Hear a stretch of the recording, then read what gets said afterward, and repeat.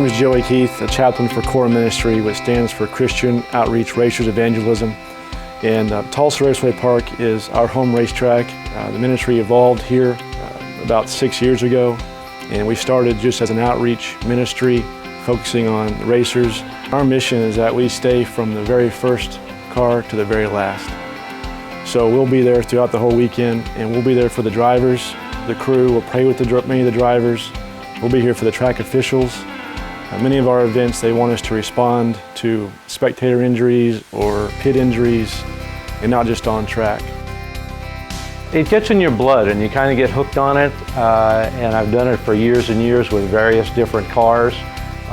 The recent car that I have is really special because my son got wrapped up into this. He is now 26 years old and he has a career going, and he travels around the country tuning cars like that. The Core being at the races, as well as Racers for Christ with the NHRA races, what it does to me is, you know, when you're in competition, whether it's race cars or anything else, you kind of get wrapped up in what you're doing.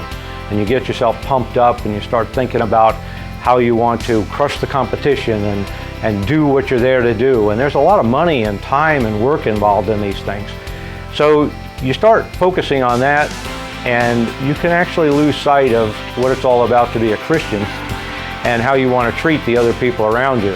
And that can range, believe me, in a wide range of things that you see at the racetrack and different behaviors. So having Core or Racers for Christ there is really a good thing, because in going around and speaking with some of the ministers and the chaplains, or even when you're strapped into that car that's about to go 200 miles an hour and you hope the parachutes work at the other end, which sometimes they don't, it's nice to say a little prayer and kind of get your mind back to where it should be while things like that are going on. As a chaplain of Core, what it means to me is that it takes me out of the comfort of the four walls of the church, and it puts me in an element that I've grew up in, and that God is using me in that element